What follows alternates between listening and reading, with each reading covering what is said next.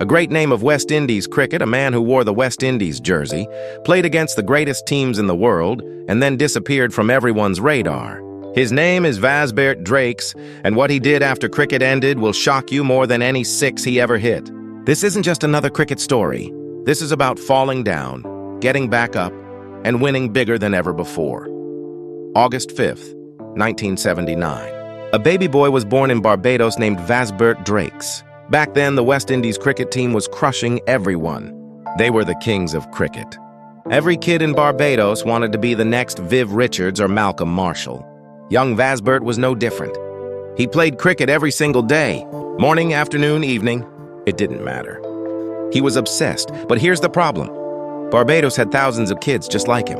Everyone could bowl fast. Everyone could bat well. The competition was crazy. Vasbert wasn't the fastest bowler.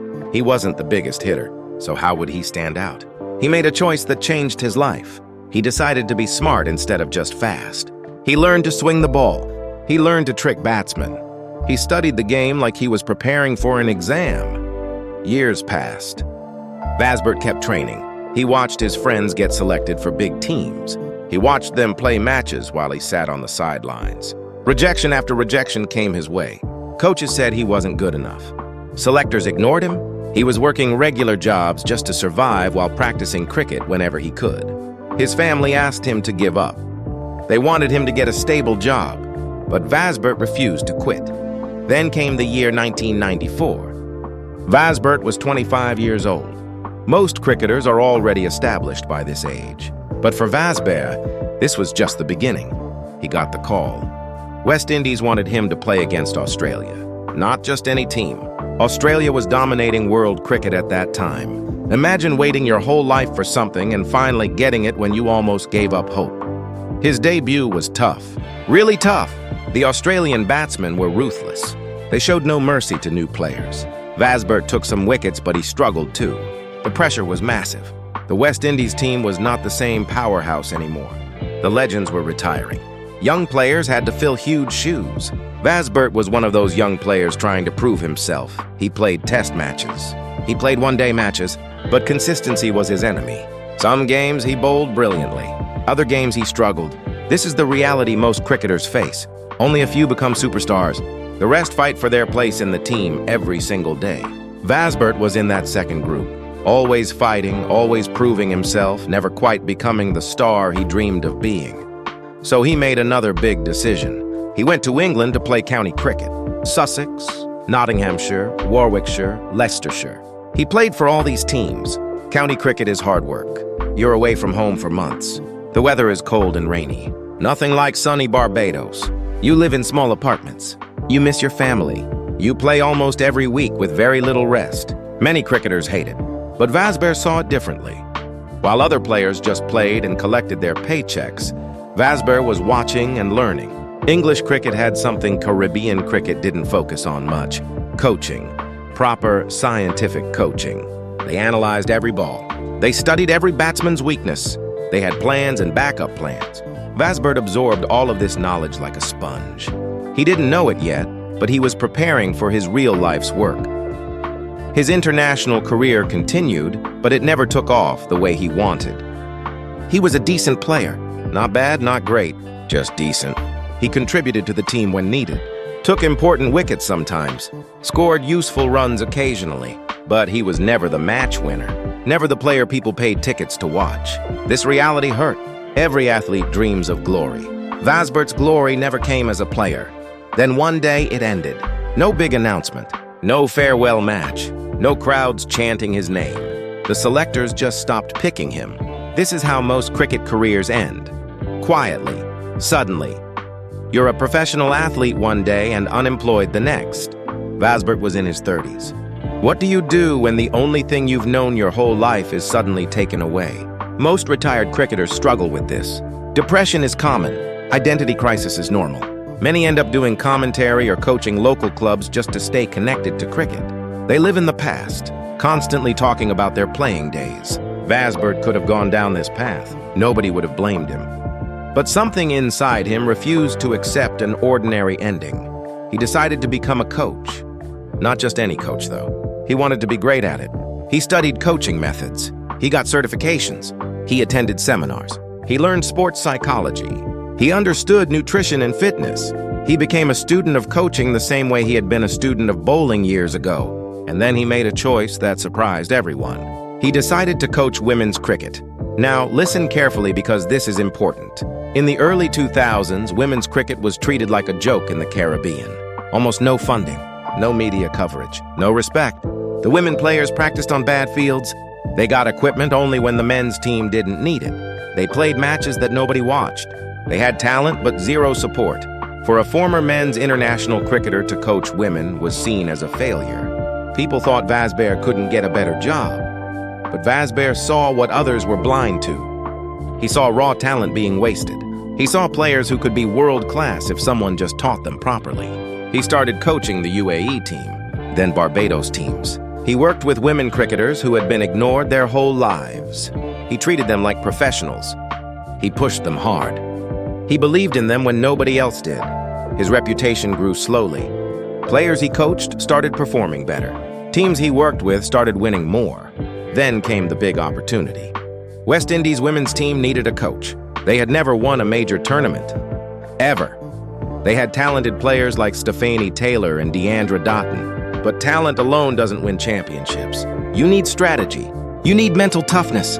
You need belief. Vasbert was hired to create all of this. He changed everything. Training became intense, professional. The players were surprised. Nobody had ever pushed them this hard before. Vasbert taught them bowling tactics he had learned in England. He worked on their fitness, but most importantly, he worked on their minds. He made them believe they could beat anyone. He made them believe they deserved to be champions. 2016, India, ICC Women's World 2020, the biggest tournament in women's cricket. West Indies women entered as underdogs. Nobody expected them to do anything special. But Vasbert had prepared them for this moment. Match after match, they played fearless cricket. They hit boundaries. They took wickets. They won games they were supposed to lose. The cricket world started noticing. Who is this West Indies women's team playing like champions? The final was against Australia, the best women's cricket team in the world. Australia had won almost everything. They were expected to win easily. But Vasbert's team had other plans. The match was intense. Every run mattered. Every wicket was crucial. It went down to the last over. Can you imagine the pressure? One over to decide the World Championship. Australia needed runs. West Indies needed wickets. The tension was unbearable. And then it happened. West Indies won. They actually won. The team that nobody believed in became world champions. The players cried. The fans went crazy. And Vasbert Drakes stood there watching his team celebrate, knowing that this moment was bigger than anything he achieved as a player. Think about this for a second. As a player, Vasbert was decent but forgettable. As a coach, he created history. He led West Indies women to their first ever World Cup title. His name is now permanently written in Caribbean cricket history books. The student who struggled became the teacher who conquered. The player who never quite made it guided others to glory he never tasted himself. This victory changed everything. Women's cricket in the Caribbean got more attention, more funding, more respect. Young girls now had heroes to look up to. Cricket boards realized that proper coaching makes a massive difference. Vasbert became famous, but not for his playing career. He became famous for what he did after playing ended. He didn't stop there. In 2019, he became the West Indies men's bowling coach. The same team he once played for now wanted him to develop their bowlers. He came full circle. The rejected player returned as the respected coach. He worked with young, fast bowlers, teaching them not just how to bowl, but how to think, how to handle pressure, how to bounce back from failure. And here's something beautiful. His son, Dominic Drakes, plays for West Indies now. Father and son, both international cricketers. Vasbert's legacy continues through his son. Everything he learned, all his struggles, all his knowledge is being passed down. This is real wealth. This is real success. Now let's talk about this $4 million luxury lifestyle claim. Is Vasbert rich? Yes, he's doing well financially. Coaching at international level pays good money. Working with different cricket boards around the world adds up over the years. He's not struggling for money anymore. But he's not living in some crazy mansion with 10 sports cars either. That's not what this story is about. The real wealth Vasbert has cannot be counted in dollars. He changed women's cricket in the Caribbean.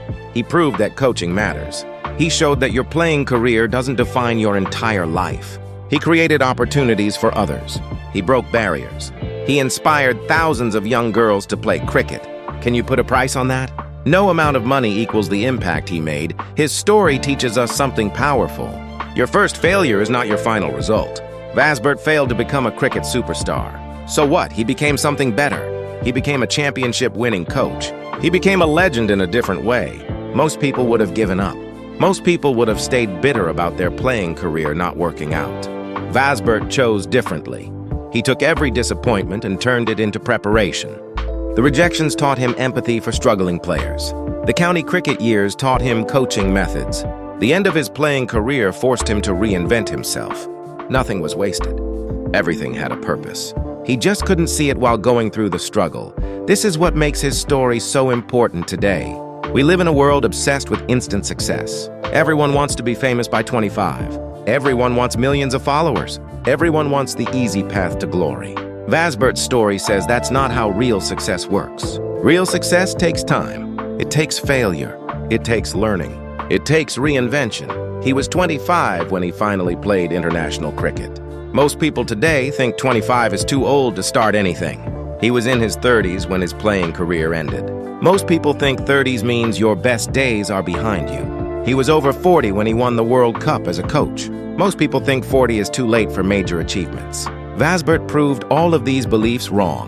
His journey from struggling cricketer to world champion coach shows that your timeline is your own. Stop comparing yourself to others. Stop thinking you're too old or too late. Stop believing that one failure defines your entire life. Vasbert could have stayed stuck in bitterness about his playing career. Instead, he wrote a completely new story for his life. The legacy he built is bigger than any personal achievement. Players he coached are now coaching others. His methods are being used by teams around the world. His son carries the family name forward in cricket. Young girls in Barbados see that cricket is a real career option because of what he did. This ripple effect of impact is true wealth. So what really happened to Vasbert Drakes? He lost his playing career but found his life's purpose. He failed to become a cricket superstar but succeeded in creating cricket superstars. He struggled for recognition as a player but earned respect as a coach that no playing career could have given him. He transformed from someone trying to prove himself to someone lifting others up. Your setbacks are not stopping you. They're preparing you. Your failures are not ending you. They're redirecting you. Your struggles are not breaking you. They're building you. Vasbert Drakes is living proof of this truth. He's not just surviving after cricket. He's thriving beyond it. The real luxury in life isn't money or fame. It's purpose. It's impact. It's knowing that your existence made things better for others. Vasbert has all of this. He sleeps well knowing he changed lives. He wakes up knowing his work matters. That's richer than any bank account. Remember this name, Vasbert Drakes, the cricketer who never quite made it, but the coach who made history. His story isn't finished yet. He's still coaching, still teaching, still impacting lives. And somewhere in Barbados right now, there's probably a young kid playing cricket who will one day say that Vasbert Drakes changed their life. If you found this story powerful, share it with someone who needs to hear that failure isn't final.